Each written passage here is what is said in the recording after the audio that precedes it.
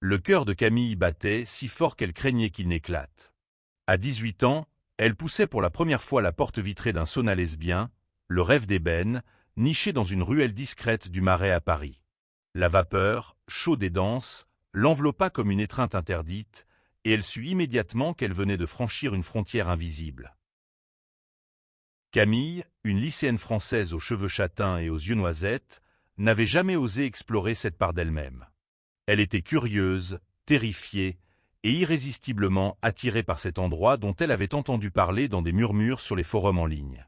Le Rêve d'ébène était un sanctuaire, un lieu où les femmes pouvaient être elles-mêmes, loin des jugements du monde extérieur. Mais ce soir, alors qu'elle posait son sac dans le vestiaire, elle ignorait que cette visite allait bouleverser sa vie. La lumière tamisée du sauna projetait des ombres douces sur les murs carrelés. Camille ajusta la serviette autour de sa taille, ses mains tremblantes trahissant son anxiété. Elle avait grandi dans une petite ville de Provence, où les regards pesaient lourds et les secrets étaient des fardeaux. À Paris, elle espérait trouver une liberté qu'elle n'avait jamais connue. Mais ce lieu, avec ses murmures étouffés et ses parfums de jasmin, semblait presque trop sacré pour une novice comme elle. Elle s'aventura dans la salle principale, où des femmes de tous âges discutaient à voix basse ou se prélassaient dans la vapeur. Certaines riaient, d'autres échangeaient des regards complices. Camille se sentit à la fois invisible et exposée. Puis, ses yeux croisèrent ceux d'une femme assise sur un banc de bois sombre, à l'autre bout de la pièce. Elle avait des cheveux noirs comme l'encre, tombant en vagues sur ses épaules, et un regard qui semblait percer l'âme. Cette femme, Minji, une Coréenne de 25 ans installée à Paris depuis 2 ans, dégageait une aura de mystère et d'assurance. Camille sentit son souffle se couper. Minji esquissa un sourire, à peine perceptible, mais suffisant pour faire vaciller Camille. Elle baissa les yeux, rougissante, et s'assit à l'écart, feignant de s'intéresser aux motifs floraux gravés sur les murs. Mais son esprit était ailleurs, capturé par cet inconnu. Qui était-elle? Que faisait-elle ici?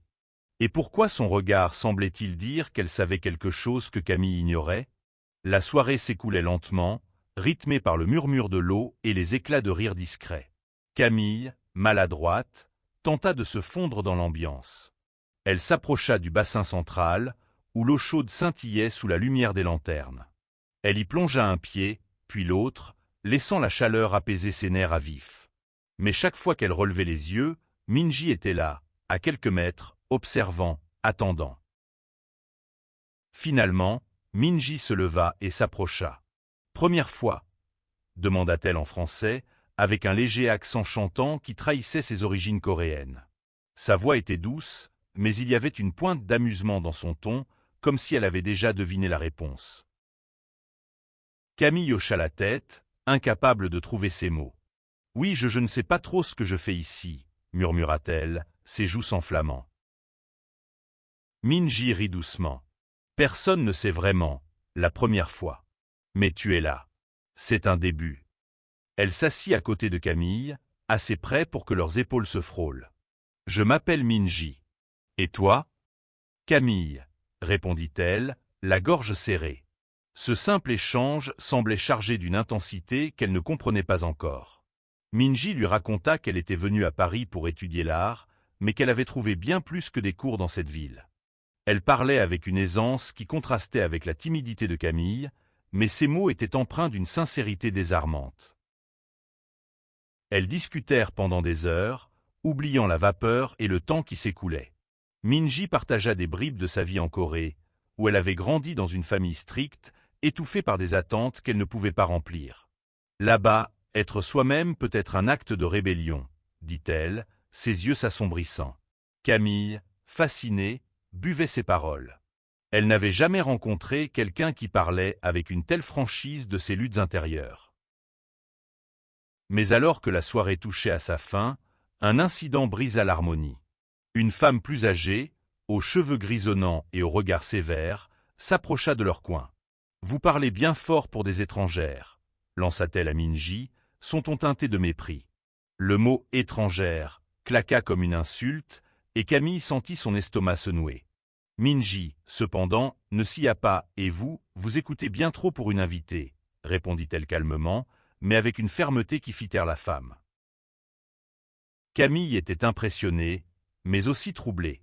Ce moment lui rappela que même dans un lieu censé être un refuge, le monde extérieur pouvait s'infiltrer. Elle regarda Minji, qui lui adressa un sourire rassurant. « Ne t'en fais pas. Certaines personnes portent leur colère comme un bouclier. » La nuit s'acheva, et Camille quitta le sauna avec une sensation nouvelle, un mélange d'exaltation et d'incertitude. Minji lui avait donné son numéro, griffonné sur un morceau de papier. « Reviens », avait-elle dit simplement. Camille serra le papier dans sa main, comme un talisman. Elle ne savait pas encore que cette rencontre n'était que le début d'une tempête émotionnelle qui allait tout changer. Les jours suivants, Camille ne pouvait chasser Minji de son esprit. Elle relisait le numéro sur le bout de papier, hésitant à envoyer un message. Chaque fois qu'elle saisissait son téléphone, une vague d'appréhension la paralysait. Et si Minji n'était pas sérieuse? Et si cette rencontre n'était qu'un moment fugace, sans lendemain? Mais le souvenir de son sourire, de sa voix douce et de son regard perçant la poussait à agir. Finalement, elle tapa un message simple. « Salut, c'est Camille. Ça te dirait de prendre un café ?» La réponse arriva en moins d'une heure, demain, 15 heures, au Café des Lilas. Camille sentit son cœur s'emballer. Le Café des Lilas, un petit établissement près de la Seine, était un lieu chaleureux, avec des tables en bois et des fleurs violettes en pot. Elle y voyait déjà Minji, assise sous la lumière dorée de l'après-midi, un livre d'art à la main. Le lendemain, Camille arriva en avance, nerveuse. Elle avait passé une heure à choisir sa tenue. Une robe bleu clair, simple mais élégante, qui reflétait son envie de plaire sans en faire trop. Quand Minji entra, vêtue d'un pull noir et d'un jean, ses cheveux attachés en un chignon désordonné, Camille sentit une chaleur monter en elle. Minji s'assit en face d'elle, un sourire malicieux aux lèvres. « Tu es ponctuelle. J'aime ça. » Leur conversation reprit là où elle s'était arrêtée au sauna. Minji raconta son arrivée à Paris, son amour pour les peintures impressionnistes et son rêve d'ouvrir une galerie qui mêlerait l'art coréen et européen. Camille, d'abord intimidée, se surprit à parler de ses propres passions, la littérature, les poèmes de Baudelaire et son désir secret d'écrire un jour. Minji l'écoutait avec une attention qui la désarmait. Personne ne l'avait jamais regardée ainsi, comme si chaque mot qu'elle prononçait avait du poids. Mais au fil de la discussion, Minji révéla une facette plus sombre de sa vie. En Corée, elle avait aimé une femme, Sojin, une professeure de musique. Leur relation, secrète, avait été découverte par sa famille. « Mon père m'a dit que j'étais une honte », murmura Minji, ses yeux fixés sur sa tasse de café. « Il m'a donné un ultimatum, arrêter ou partir. J'ai choisi de partir. » Camille sentit une douleur sourde dans sa poitrine. Elle n'avait jamais connu une telle pression, mais elle comprenait la peur d'être jugée. Elle tendit la main, hésitante, et effleura celle de Minji. « Je suis désolée, » dit-elle doucement. Minji serra sa main en retour, un geste simple mais chargé d'émotion. « Ne le sois pas. Ça m'a mené ici. Et à toi. » Ce moment marqua un tournant. Les semaines suivantes, elles se revirent souvent. Elles se promenaient dans les jardins du Luxembourg, partageaient des éclairs au chocolat dans des pâtisseries et parlaient jusqu'à minuit dans des cafés bondés. Camille découvrait une liberté qu'elle n'avait jamais connue. Avec Minji, elle pouvait être elle-même, sans crainte. Mais cette liberté était fragile. Elle le sentit un soir, lorsqu'elle surprit un message sur le téléphone de Minji, envoyé par une certaine Iri. « Quand rentres-tu à Séoul ?» Camille ne dit rien, mais une ombre s'installa dans son cœur. Qui était Iri? Était-elle une amie, une ex, ou pire, quelqu'un qui attendait Minji en Corée? Elle voulut poser la question, mais la peur de briser leur lien la retint. À la place, elle se rapprocha encore plus de Minji, comme pour conjurer l'incertitude. Un soir, Minji l'invita chez elle, un petit appartement dans le 11e arrondissement, décoré avec des estampes coréennes et des toiles inachevées. Elles cuisinèrent ensemble un bibimbap, riant des maladresses de Camille avec les baguettes. Mais l'ambiance changea quand Minji reçut un appel. Elle s'éloigna pour répondre, et Camille entendit des éclats de voix en coréen. Quand Minji revint, son visage était fermé. « Ma famille », dit-elle simplement. Ils veulent que je rentre. Camille sentit le sol se dérober sous ses pieds. Et tu vas y aller? Demanda-t-elle, la voix tremblante. Minji la regarda, ses yeux pleins de conflit. Je ne sais pas, Camille. Je ne sais pas ce que je veux. Cette nuit-là, elles dormirent côte à côte, mais un mur invisible s'était dressé entre elles. Camille se réveilla au milieu de la nuit, le cœur lourd. Elle fixa le plafond, écoutant la respiration régulière de Minji. Elle voulait la serrer dans ses bras, lui dire qu'elle ne pouvait pas partir, mais les mots restaient coincés dans sa gorge. Le lendemain matin, Minji sembla plus légère, comme si la conversation de la veille n'avait jamais eu lieu. Elle proposa une sortie au sauna, pour se détendre.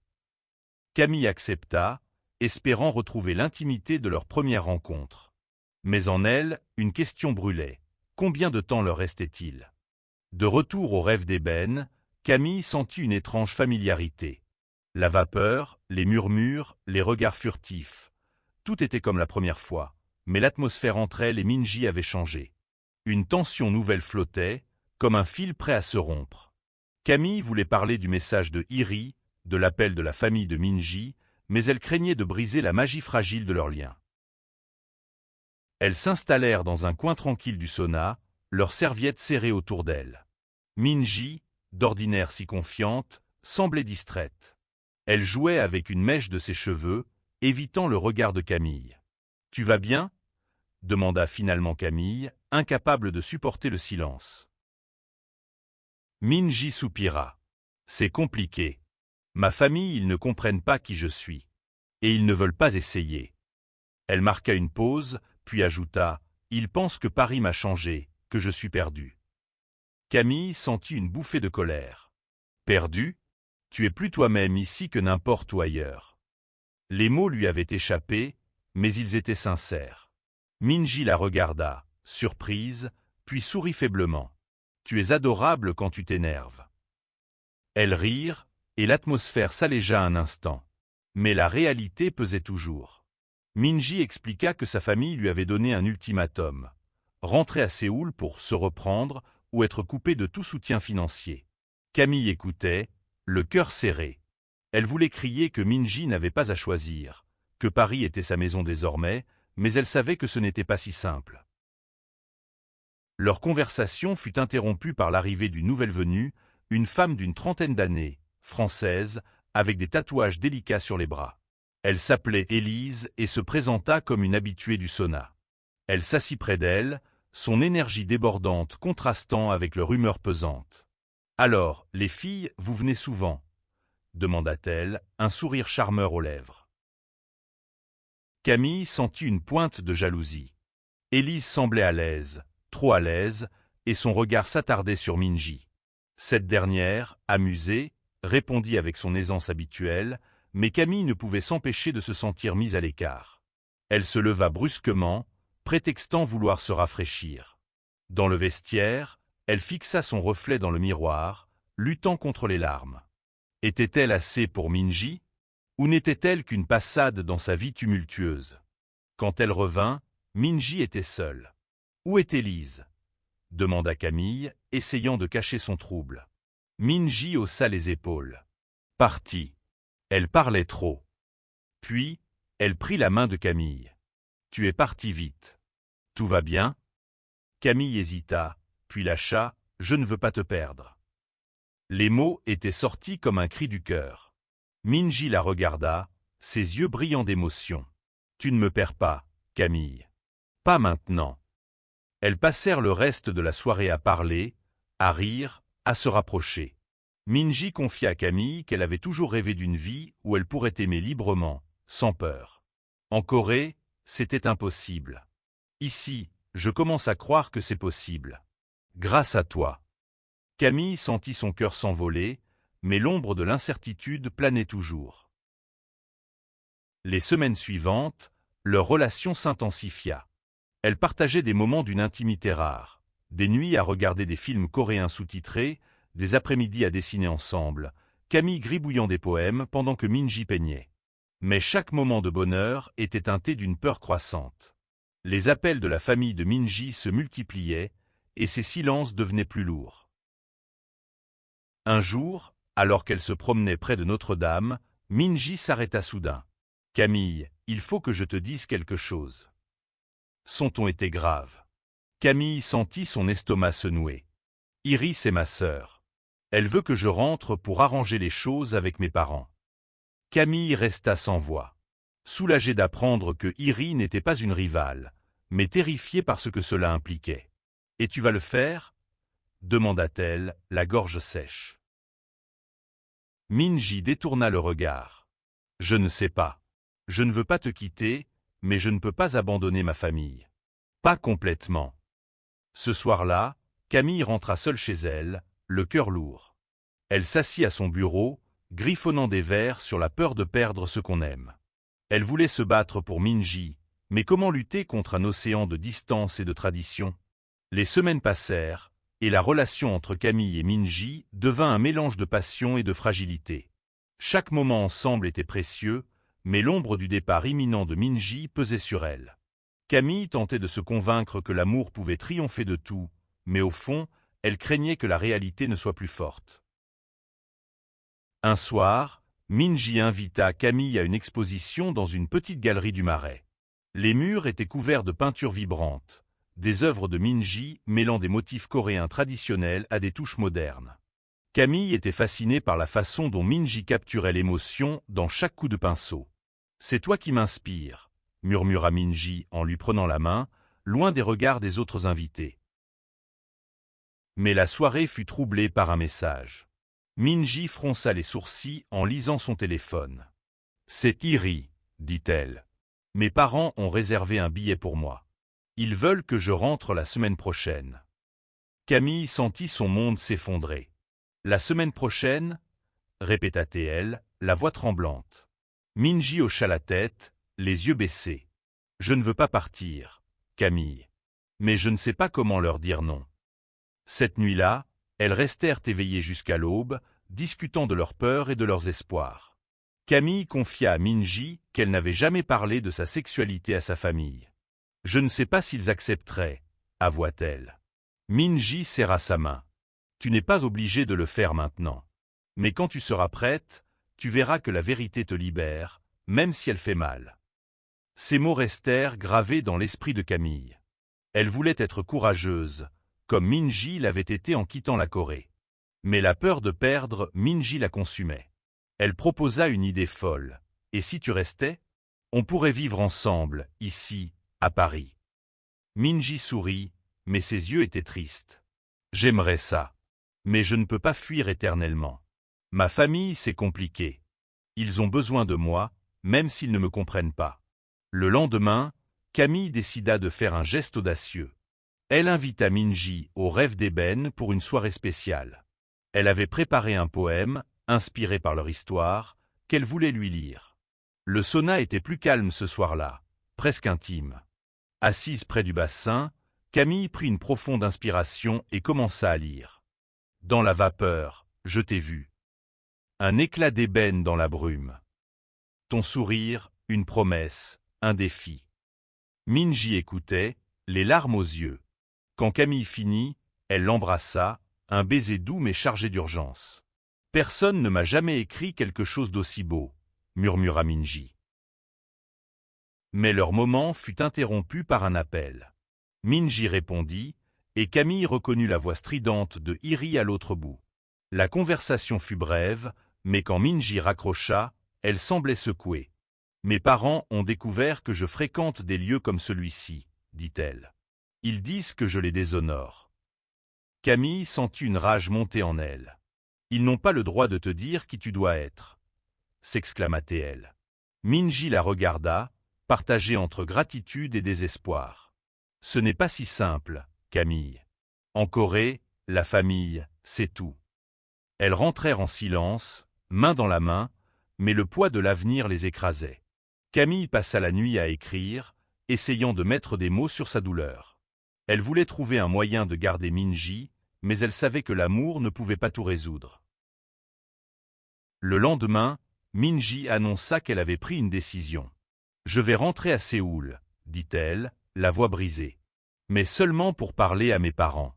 Je veux leur dire la vérité, face à face. » Camille hocha la tête, incapable de parler.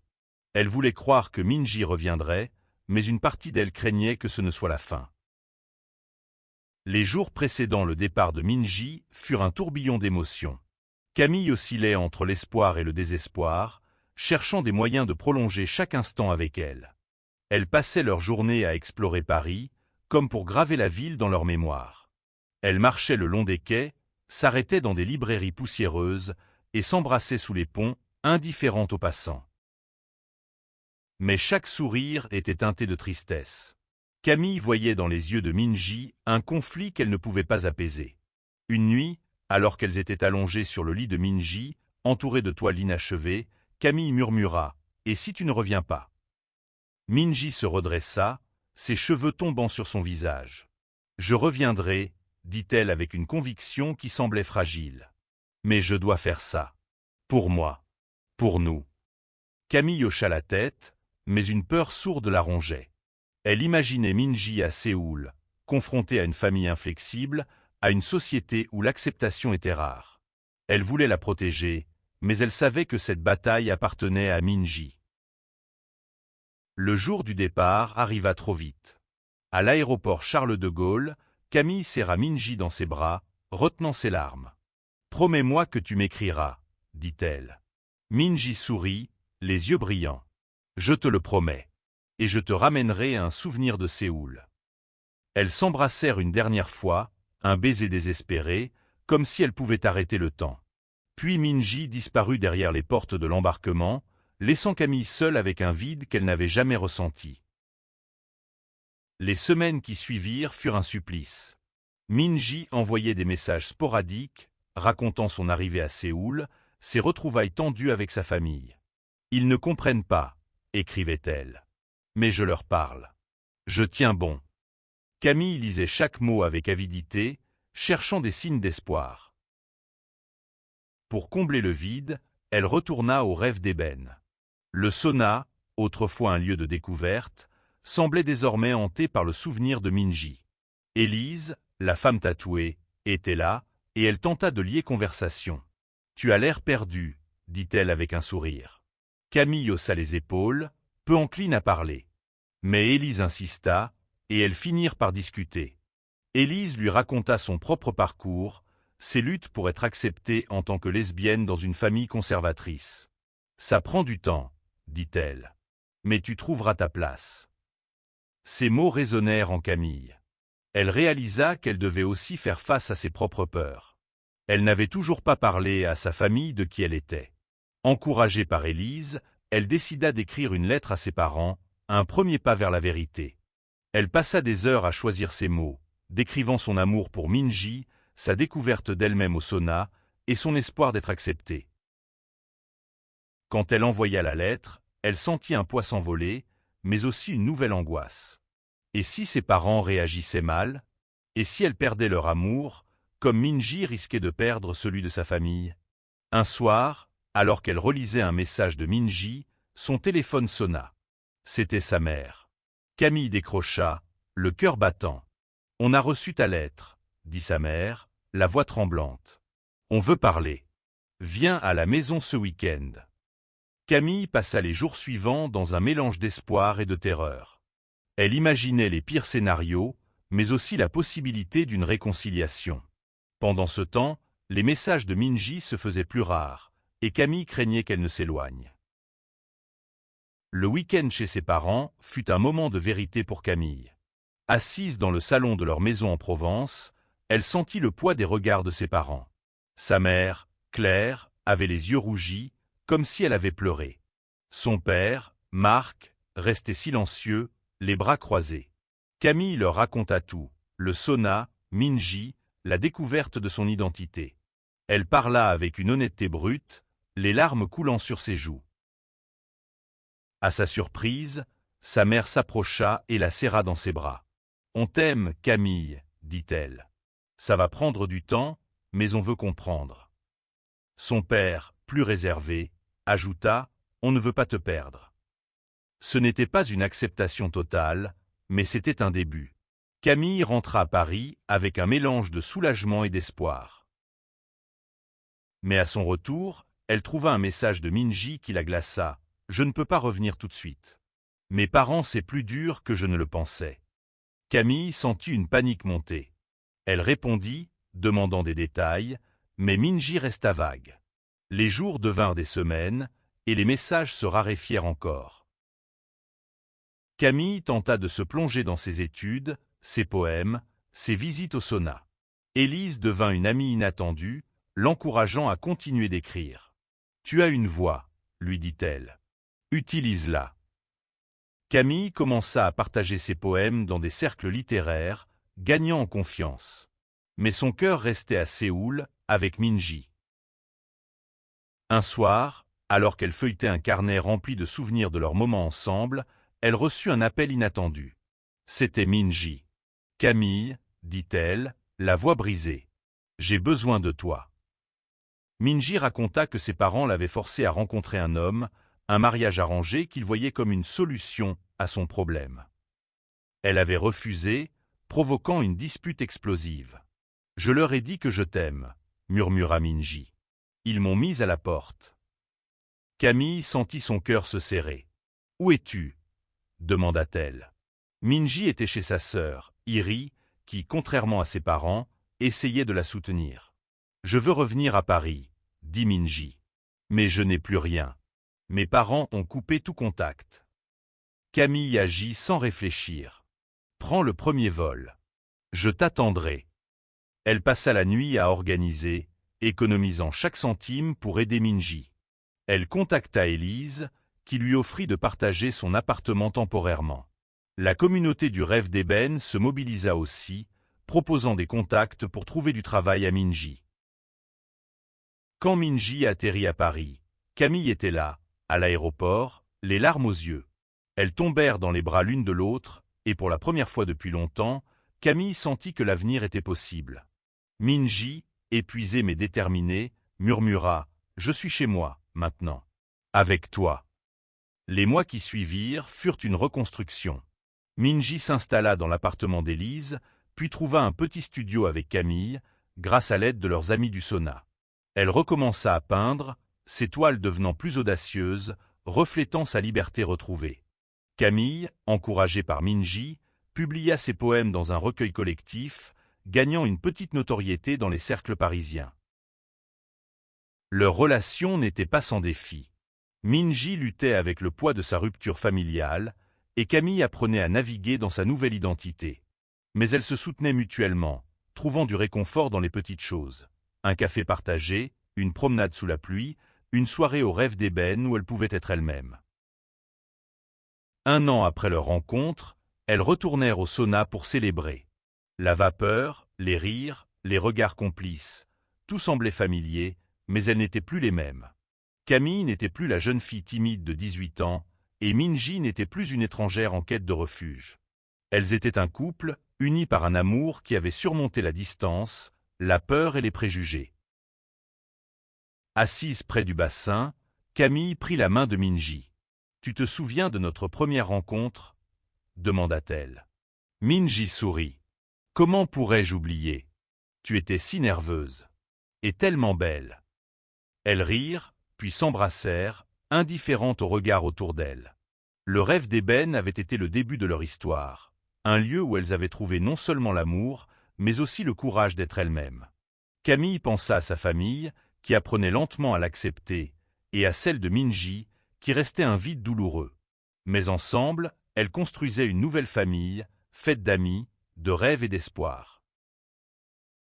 Leur histoire n'était pas parfaite, mais elle était réelle. Et dans ce sauna, où tout avait commencé, elles savaient qu'elles pouvaient affronter n'importe quoi, tant qu'elles étaient ensemble.